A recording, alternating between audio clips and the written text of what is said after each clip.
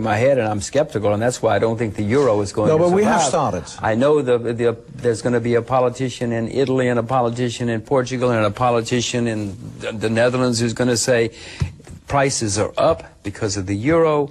It's all of Brussels' fault, and I got to get out of this. No, look, but I think it has started. How much time does Europe have, and how long will it take? Two different questions. Well, I think it is not 1 minute to 12, but I would say it's 5 to 12. Yes. So I'm not going to say we only have 2 seconds left. There's still a bit of time to think things through and to set good strategies in place. How long will it take? This takes a generation. But, well, in a generation, won't Asia have risen so rapidly that then maybe there will be the three blocks. There'll be the American bloc, for what's left of it. There'll be the European bloc and the Asian bloc. But then Asia will be dominating us all.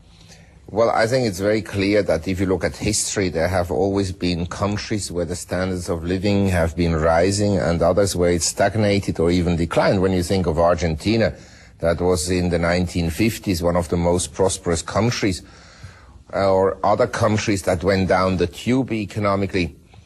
I'm sure that compared to Asia, obviously the standards of living in Europe and in the United States will not rise at the same pace or will probably decline in absolute terms. I'm not saying that the 3.6 billion Asians will all become rich, but there'll be a new class of rich, maybe 1 billion people, that are upper middle class, maybe 300-400 million in China, maybe 250-300 million in India. Then you'll get some in Vietnam, in Myanmar, in Indonesia, and so forth and so on. So I think this will be a very important economic bloc. By the way, the industrial production of Asia, including Japan, is 50% larger than the one of Europe or the United States. So we are already a huge economic bloc.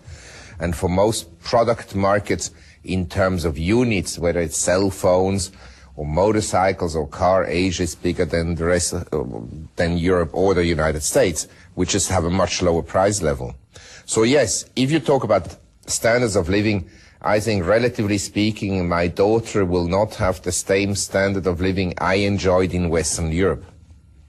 Is she going to stay in Western Europe, or is she going to stay in Asia?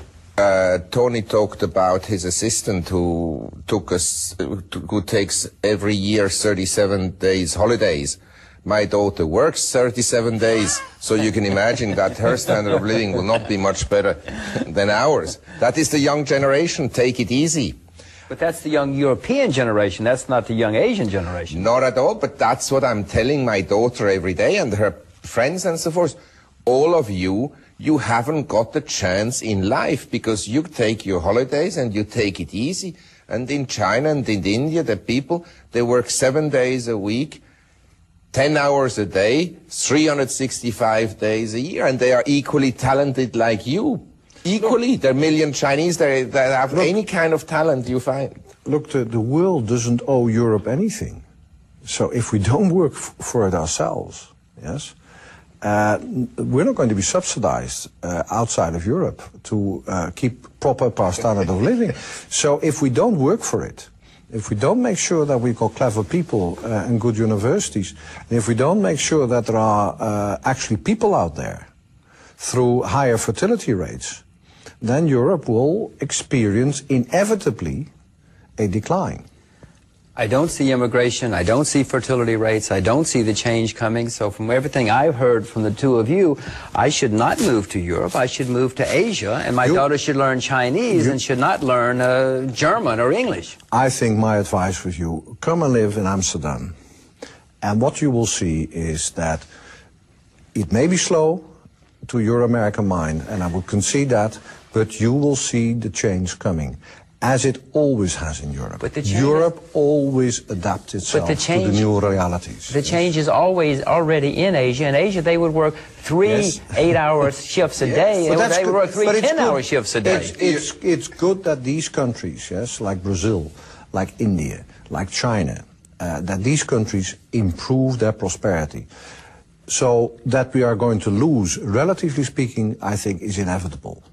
But I think what you will see, that Europe will be able to secure a relatively good standard of living. And what is important, that when the decisions are taken on this planet that Europe sits at the negotiating table so that our values are present there. Well, we're all in favor of European values. Go ahead. And I just like to stress, if you look at civilizations and cities, some of them have actually aged well. Salzburg used to be a very important trading city in the Middle Ages, and then it lost out because the trading routes changed around, essentially the sea route came up and not the land route. But Salzburg has aged very well. We in Europe, we can also age well. That is also an economic possibility. Because if you think that tourism will become a huge industry, and there is a new group of rich in Eastern Europe and in Russia and in China and so forth, they all want to have maybe a house somewhere in Western Europe. They have already a lot of homes in Mayfair and in Belgravia. Some of them will have a house in St. Moritz, and some will have a house in Germany, and some in France. So is Salzburg the future of Europe? Is I'm Vienna the Salzburg the future of Europe? Well, is Venice? Venice is sinking. Well, Venice is sinking possibly, but it survived remarkably well over the centuries. I don't know many cities, industrial cities like Manchester, they haven't survived as well as Venice or Salzburg. But point taken.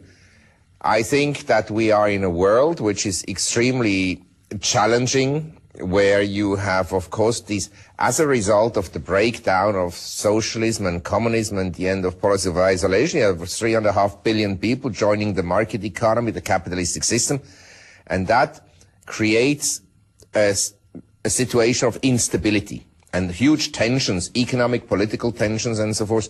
But in general, I think there are great opportunities, and especially also for Europe. But if things get worse, and you said that they may get worse before they get better, and I certainly think they're going to get worse before. I think these new 10 are going to cause you a lot more problems than the two optimists think they are. If things get worse, won't the populists then say, and won't some of those populists take power? In Italy, Berlusconi is the prime minister now, and he is already bashing Brussels and the euro. He should bash Brussels, by the way. Won't more of these guys come to power, and won't Europe split apart and go back to war again? Well, we have to see very clearly, a lot of politicians will, of course, always bash Brussels because that will make them popular at home, and they can blame Brussels for everything that goes wrong. But if the question came up, do you want to leave the EU, they wouldn't want to leave the EU. And certainly the citizens of, say, Italy or Spain and so forth, they want to stay in the EU. That's very clear. Don't you think the euro is vulnerable to attack? If we talk about currencies, I would rather be positive for the Asian currencies than for the euro or the US dollar. But if you put the gun on my head and said, you must invest in a currency, either the US dollar or the euro for the next 10 years, of course I choose the euro. Well, so would I, and I have made that choice. There's no question about that. But back to Tony's. Well done in the short term, I have made. I've made the choice longer ago. But and I am very, very pessimistic about the U.S. dollar. Do not think I'm here to. I rather own the euro than not. But you have said there may be a crisis, or I said there may be a crisis or a semi-crisis. But at that point, doesn't the euro fall apart? Doesn't the Portuguese... Well, so far, I must say, we as business, we produce throughout the Union, yes, and the benefits that has that brought to us is Tony, I have said the euro is great. The world needs the euro. I own the euro. I think it's one of the... We got to do something about the dollar to replace the dollar. The euro would be perfect. No, we do need a replacement for the dollar. The dollar's going to go... The dollar's going to disappear. No, well, mark my words, in the next 20 years, the dollar's going to... I have a 10-month-old daughter. She does not have an American bank account. She has a European bank account, because she got to look after me someday. So I want to make sure she has good, sound money. But when the politicians start looking for something to blame, won't they? They're already blaming the euro. Hence my insistence that we must assure that Europe remains strongly democratic, because I tell you, that's worse. If the politicians start to blame the wrong things, the electorate will find them out, yes, and will vote against them. The people of Europe are not stupid. They, in the end, will pick the leaders who will serve their interest over the longer term best. Well, we in America get to the politicians we deserve, and we've had some pretty horrible politicians in my lifetime. But you've also had some fantastic presidents. Come on, don't underrate you. Wait, who?